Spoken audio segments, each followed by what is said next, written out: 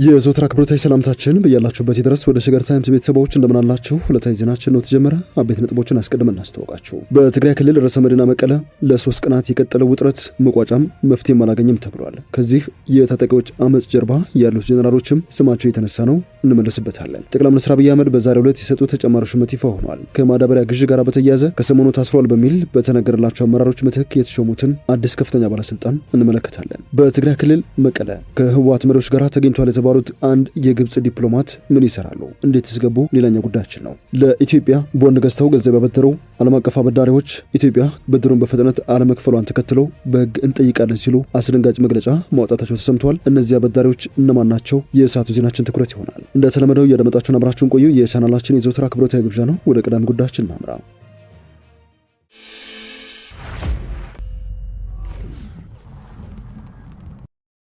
ጠቅላይ ሚኒስትር አብይ አህመድ በዛሬው ዕለት ተጨማሪ ሹመት መስጠታቸው ተሰምቷል። ሹመቱ ከማዳበሪያ ግዢ ጋር በተያያዘ በተለይም በጅቡቲ የተገዛ ማዳበሪያ መበላሸቱን ተከትሎ ከስልጣናቸው ተነሱ በሕግ ቁጥጥር ስር መዋሉ በተባሉ ከፍተኛ አመራሮች ምትክ ነው ሹመቱ ተሰጥቷል የተባለው። የኢትዮጵያ ባህር ትራንስፖርትና ሎጂስቲክስ አዲስ ዋና ስራ አስፈጻሚ ተሾሞለታል። የኢትዮጵያ ማሪታይም ባለስልጣን ዋና ዳይሬክተር የነበሩት ኢንጂነር አብዱልበር ሸምሱ የኢትዮጵያ ባህር ትራንስፖርትና ሎጂስቲክስ አዲስ ዋና ስራ አስፈጻሚ በመሆን መሾማቸውን የተሰማው ኢንጂነር አብዱልበር በቀድሞ ዋና ስራ አስፈጻሚ ዶክተር በሪሶ አሞሎ ምትክ ከጥቅምት 4 2018 ጀምሮ ድርጅቱን መምራት የጀመሩ ሲሆን የሥራ ርክክቡን በዛሬው ዕለት በይፋ አከናውነዋል። ዶክተር በሪሶ አሞሎ ከመጋቢት 1 ቀን 2015 ጀምሮ ላለፉት 2 ዓመታት ለ6 ወራት ያክል የኢትዮጵያ የባህር ትራንስፖርትና ሎጂስቲክስን በመምራት ሲያገለግሉ እንደቆዩ የሚታወስ ነው። የዚህ ከፍተኛ የመንግስት የሎጂስቲክስ አንቀሳቃሽ ተቋም ከፍተኛ አመራሮች ከጥቂት ሳምንታት በፊት ከግዢ ጋር በተለይም ከማዳበሪያ ግዢ ጋር በተያያዘ በተሰራ ጥፋት ተጠርጥረው በሕግ ቁጥጥር ስር እንደሚገኙ እየተሰማ ይገኛል።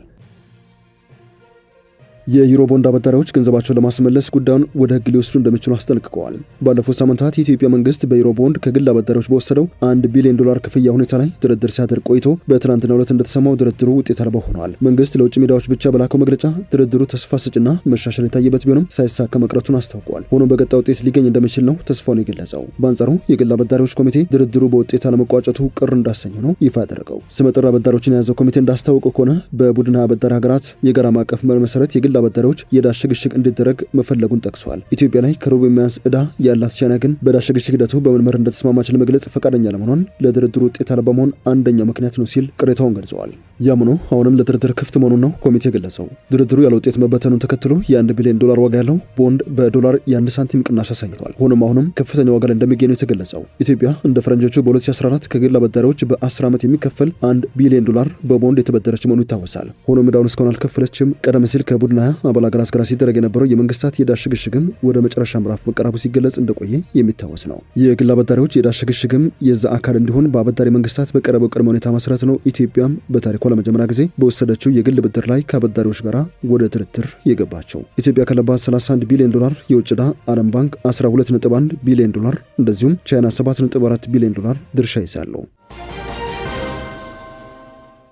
የአፋር ክልል መንግስት የቀይ ባህር ባለቤትነትን ለማረጋገጥ ከፌዴራል መንግስት ጋር በመተባበር እንደሚሰራ አስታውቋል። ቀይ ባህር ከአፋር ክልል 60 ኪሎ ሜትር ርቀት ላይ የሚገኝና በታሪክም የኢትዮጵያ አካል በመሆኑ የባህሩን ባለቤትነት ለማረጋገጥ ከፌዴራል መንግስት ጋር በመተባበር እንደሚሰራ ነው የክልሉ ኮሚኒኬሽን ቢሮ የገለጸው። የቢሮ ኃላፊ መሐመድ አሊ በታሪክኛ የነበረውን ቀይ ባህር ባለቤትነት በሰላማዊ መንገድና አስፈላጊውን መስዋዕትነት በመክፈል ኢትዮጵያ የባህር በር የሌላት ሀገር እንዳትሆን በትኩረት እንሰራለን ባይ ናቸው። ኢትዮጵያ ለዘመናት የቀይ ባህር ባለቤት እንደሆነች የተለያዩ መረጃዎች እንዳሉ፣ እንደዚሁም ቀይ ባህር ከኢትዮጵያ እጅ የወጣው ከ27 ዓመት በፊት መሆኑን አንስተው የኢትዮጵያ መንግስት ለማስመለስ በሚያደርገው ጥረት ሁሉ የአፋር ህዝብና መንግስት ከጎኑ ይሆናል ባይ ናቸው። የአፋር ህዝብ ኢትዮጵያ የቀይ ባህር ኮሪደርን የምታገኝበት ኮሪደር መሆኑን የገለጹት ኃላፊው የባህር በር ጥያቄው በአጭርና በረጅም ጊዜ መሳካቱ አይቀርም ባይ ናቸው።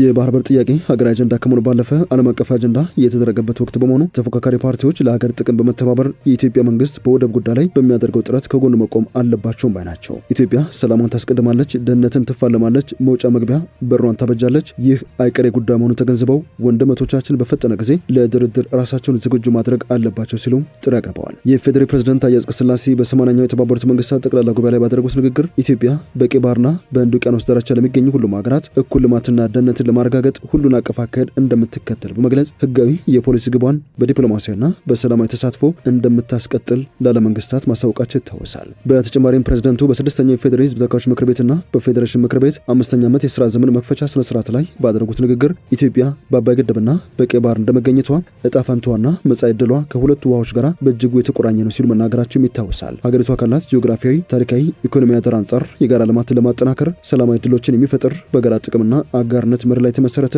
የባህር ዳርቻን የማረጋገጥ ውይይት መጀመሯን የገለጹት ፕሬዝዳንት ታዬ ይህ አጀንዳ በዓለም አቀፍ ደረጃ ከጊዜ ወደ ጊዜ ትኩረት እየሳበ መምጣቱን ይፋ አድርገዋል።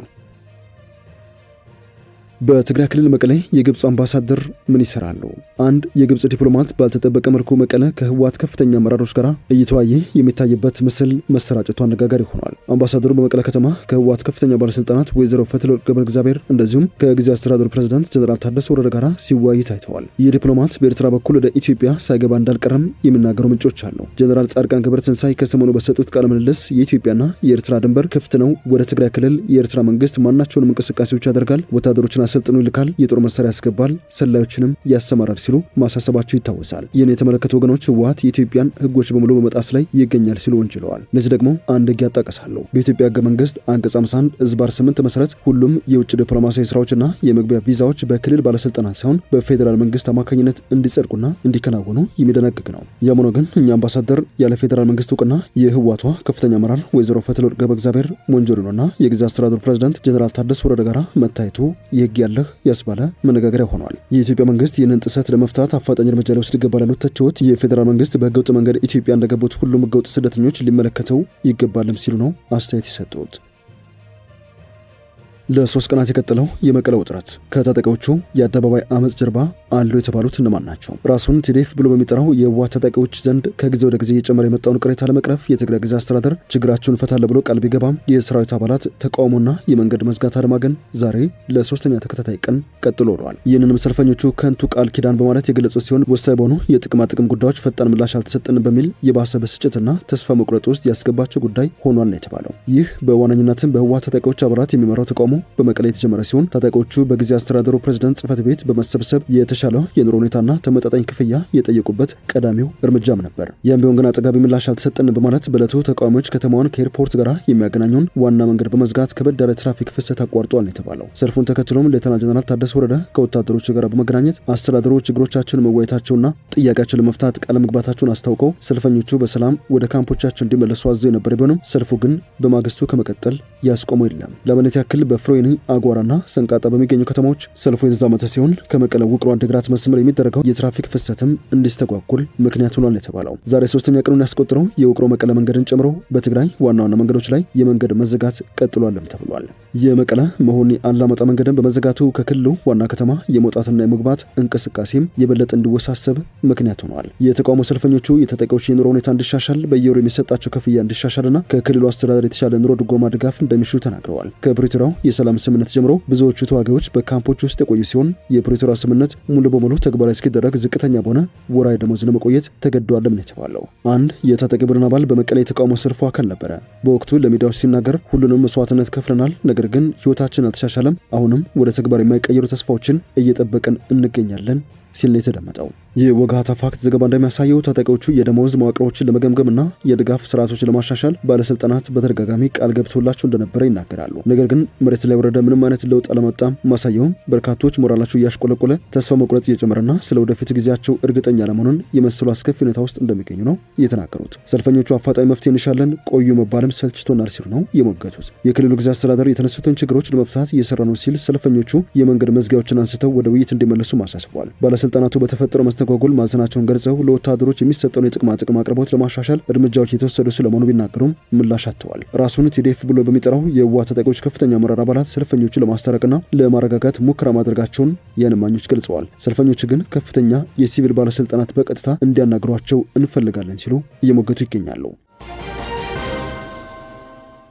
ወደ መጨረሻው ጉዳያችን እናምራ። ኢትዮጵያ በዘንድሮ በጀት ዓመት 3 ወራት ብቻ ወደ ውጭ ከላከቻቸው ምርቶች 2.48 ቢሊዮን ዶላር ገቢ ማግኘቷ ተሰምተዋል። የንግድና ቀጠናዊ ትስስር ሚኒስቴር እንዳስታወቀው በዚህ ሩብ ዓመት ሚኒስቴሩ የሚከታተላቸው እንደ ጥራጥሬና የቅባት እህሎች ከመሳሰሉ ምርቶች 149 ሚሊዮን ዶላር ተገኝቷል ባይ ነው። ሚኒስቴሩ የገለጸው የ2018 በጀት ዓመት የ3 ወራት እቅድ አፈጻጸምን በተመለከተ ከመስሪያ ቤቱ እንደዚሁም ከተጠሪ ተቋማት አመራሮች ጋር በተደረገው ውይይት ላይ ነው። ከውይይቱ መጠናቀቅ በኋላ የንግድና ቀጠናዊ ትስስር ሚኒስትሩ አቶ ካሳሁን ጎፌ በሰጡት መግለጫ በውጭ ንግድ ረገድ በሩብ ዓመቱ ከተያዘው እቅድ 117% መፈጸም መቻሉን ተናግረዋል። ኢትዮጵያ በ2018 በጀት ዓመት ከውጭ ንግድ ወይም ኤክስፖርት በጠቅላላ ለማግኘት ያቀረችው ገቢ 9.4 ቢሊዮን ዶላር ነው። ሀገሪቱ ባለፈው በጀት ዓመት ከዚሁ ዘርፍ ያገኘችው ገቢ 8.3 ቢሊዮን ዶላር እንደነበረ መገለጹ ይታወሳል። ይኸው የገቢ መጠን በሀገሪቱ ታሪክ ለመጀመሪያ ጊዜ የተመዘገበ መሆኑን ፕሬዝዳንት ታዬ አጽቀሥላሴ ከሳምንት በፊት ፓርላማውን በከፈቱበት ወቅት ባደረጉት ንግግር አስታውቆ ነበር። በዘንድሮ በጀት ዓመት ከውጭ ንግድ ይገኛል ተብሎ የሚጠበቀው ገቢ ካለፈው ዓመት በ1.1 ቢሊዮን ዶላር የላቀ ነው። በዘርፉ ባለፈው 3 ወራት የተመዘገበው የገቢ መጠን ይህንን እቅድ ማሳካት እንደሚቻል ከወዲሁ አመላካች ነው ብለዋል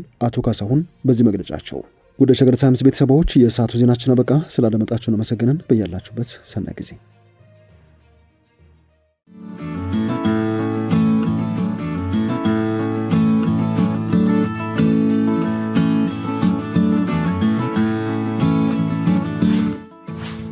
ሸገር ታይምስ ሚዲያን ሰብስክራይብ በማድረግና ደወሉን በመጫን ይከተሉን።